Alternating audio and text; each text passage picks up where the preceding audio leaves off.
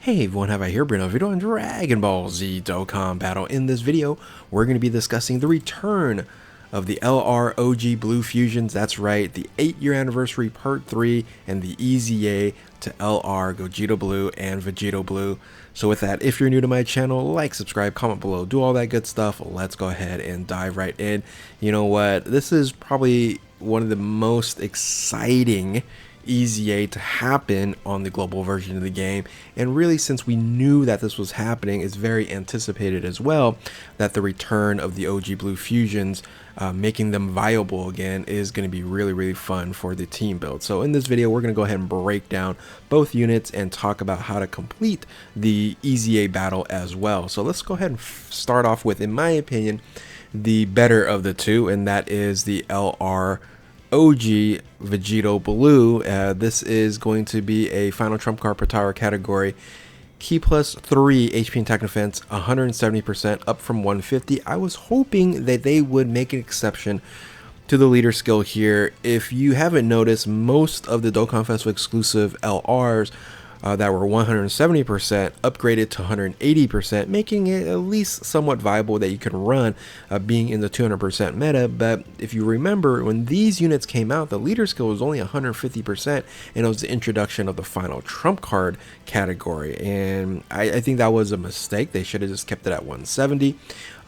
Being that, yes, a lot of people would have just ran that team for quite some time, the final trump card team, but hey, you know what, I think they should have just made that happen.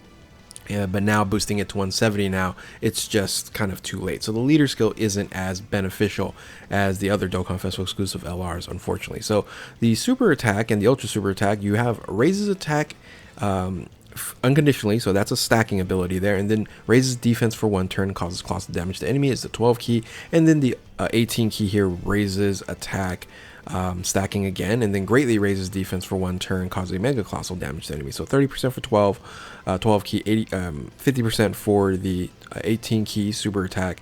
And again, this is the base form. This will transform into blue Vegito in the 4th turn, in a sense. So the passive skill here is attack and defense 140%, a whopping 100% boost, right, from 70% doubling to 140, so huge boost there. And then key plus 4 versus key plus 3, and launches additional attack that has a great chance of becoming a super attack versus medium chance in the 1st or 2nd attacker in the turn, and then launches a super attack with a great chance of evading his enemy's attack as the 3rd attacker turn, defense 100% when attacking. So just make sure you understand that these units are not designed to be 1st position units. You're going to be 2nd position, or even better, I would say the as a floater, these are amazing floater units, probably the best floater units in the game. If I guess you can just always put in El Bulma right now, as she can basically just be on any spot. But anyway, yeah, for these units here, the 2nd or 3rd position is where you want to go. Again, I already mentioned the transformation to blue is going to happen in the 4th turn. No really other condition than just waiting for the 4th turn to arrive. Link skills: Saiyan Warrior Race, Burning Axe, Power Bestowed by God, Orbital Flash, Fuse Fighter, Fierce Battle, and Legendary Power. Categories: Realm of Gods, Pratar, Future Saga, Transformation Boost, Time Travelers, Kamehameha, Final Trump Card, Battle Wits, Time Limit, Accelerated Battle, Battle of Fate, Power Beyond, Super Saiyan, Fuse Fighters, and Superheroes. So all just really good teams that you're able to run this on. Again, probably, again, the best floater option that you can have. So once this transforms here, you become even better, a lot better. It really, in fact, the 12 key super attack now greatly raises attack and defense for 1 turn. Now it doesn't stack anymore, but you have that greatly raises attack for that 1 turn there. And then the ultra super attack, I'm very glad that they end up doing this. You're able to greatly raises defense for 3 turns, so kind of a mini stack there. And greatly raises defense again is 50% and causes mega colossal damage for the 18 key. The passive skill, again, gets tremendously better. Evade enemies' attack for 1 turn after transformation. Once you transform, you are pretty much invulnerable for that 1st turn, which is a cheat mode. Depending on where you're at in the fight, you're going to go, okay, well, it doesn't matter where I'm at, I'm going to go ahead and just dodge this. But generally speaking, you're going to be in second or third position.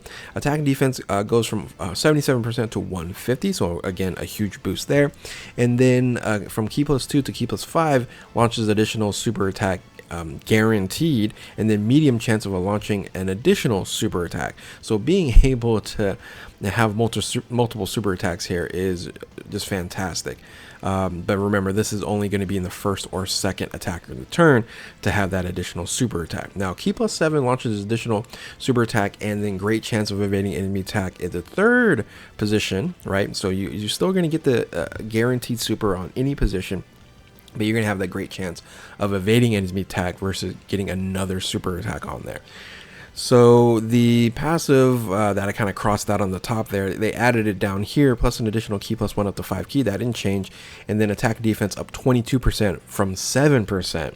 And then up to 88% when each attack is performed, and then launches additional super attack when key is 24 when active skill or when active skill is activated. So let's count them up. Right, you're gonna get the regular super attack, right? Then you're gonna get an additional super attack depending on what position you're in. So let's say you're in the second position, you're gonna get another medium chance of getting another super attack there. And then if you have 24 key, you're gonna get a guaranteed another super attack. And then of course you might get another one from the hidden potential system. So 5 super attacks is on the board if you're in the second position. You will only get 4 in the third position, but you have that great chance to dodge. The active skill here is Final Kamehameha, and it does an incredible amount of damage. So these are definitely finishing moves here, and greatly raises attack temporarily and causes ultimate damage to enemy, and then can be activated when facing one enemy whose HP is 50% or less, starting from the next attacking turn once only. Now, here's one of the things that they haven't really been doing a lot of, but they still do it. I'm not a big fan, is the Link skills. They changed Saiyan Warrior Race and Brainiacs to Super Saiyan Kamehameha. Actually, it's a good change, but I'm just not a fan of changing links. I wish they would just add. I know that might bust or break the game somehow, but if they were to add these extra links, it would make these transformations even so much better. So let's go ahead and dive into the Gogeta Blue. I'm not going to go over it too much because this right here is virtually the exact same thing as this. It's not even virtually, it is the exact same thing here. So so base form for Gogeta and Vegito is exactly the same, and again, I'm not going to go over too much on it, but the difference here, if you look at the Link skills, right? Saiyan Warrior Race, Fuse Fighters, Prepare for Battle, Overflash, Kamehameha, Fierce Battle, Legendary Power, and it's on less teams: Fusion, Realm of God, Transformation Boost, Movie Heroes, Kamehameha, Final Trump Card, Powerful Comeback, Time Limit, Power Beyond Super Saiyan, Fuse Fighters, and Superheroes. And I would again say that slightly, Vegito is slightly better than Gogeta. Now, when he transforms, it works a little bit differently. The 12 key and the 18 key are the same. However, the passive skill works a little bit differently. So attack and defense 150% same, key plus 5 launches additional 2 attacks, right? And then both of them have a medium chance of becoming a super attack here. So it's not a guaranteed super that you're getting. However, you are effective against all types as the first or second attacker in the turn. So having that ability, that's what you're giving up for the guaranteed super attack. It's not worth it, right? Effective against all types as a normal attack isn't a good trade-off, unfortunately. Now, you do have key plus 7, launches additional super attack and a high chance of evading these enemies' attack as a third attacker turn. This is the one that is what you're going to generally be running. Is Gogeta is going to be your third position because you have that guaranteed super attack, and then you have a high chance of dodging as well. So the same on the plus additional key plus 5 up to 5, and then 22 attack and defense up to 88%, which each attack perform. But instead of getting another super attack, you do a critical hit when key is 24 or when active skill is activated. So again, the trade-off, I don't think it's worth it. I'd rather get the additional super attack because that increases your defense, whereas you don't get your increase of defense here. That's boosting up there because you're not getting additional super attack. So that's something I think they just missed, right, for Gogeta's. Like, okay, if they had a little bit of damage mitigation, let's say 20% damage mitigation in the first or second attack of the turn, then I would say, okay, now you're talking about, okay, possibly apples to apples, but you know, you're losing out on quite a bit of additional defense for that one turn. So active skill is exactly the same, nothing different there. Link skills changes a little bit again. You lose Saiyan Warrior Race and Prepare for Battle for Super Saiyan and Warrior Gods.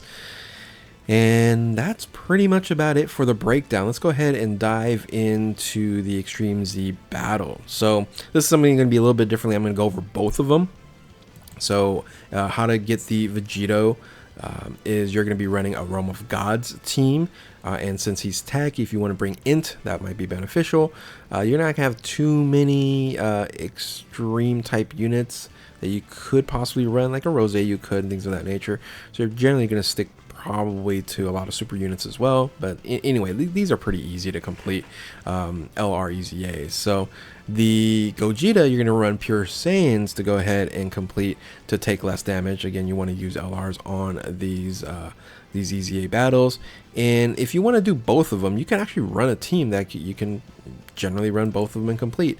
So you have two options here. You can run a LR gods and then run two TURs. The TURs isn't going to do as much damage as the LRs because it's weak to LRs and having the LR link active there. So that's an option there, but you're going to be running most of those units at 200%.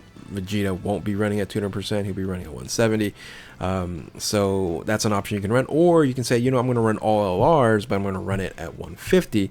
So you're going to be bringing actually the EZA Godku as the leader at 150, and you're going to be running all these other units here as an option for Pure Saiyans and Realm of Gods together. Now, if you want to break it up and you go, okay, I'm going to run Realm of Gods one way, I'm going to run Pure Saiyans another way, I'm going to kind of separate the team.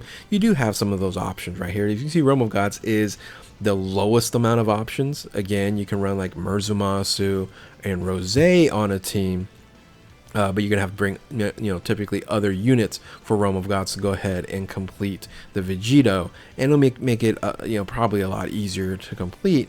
But however, if you want to do both of them, you're going to run these types of teams on there. So I didn't run a slide for there, but you can run you know, Merzumasu with Rose, LR, Rosemasu. You can run the free-to-play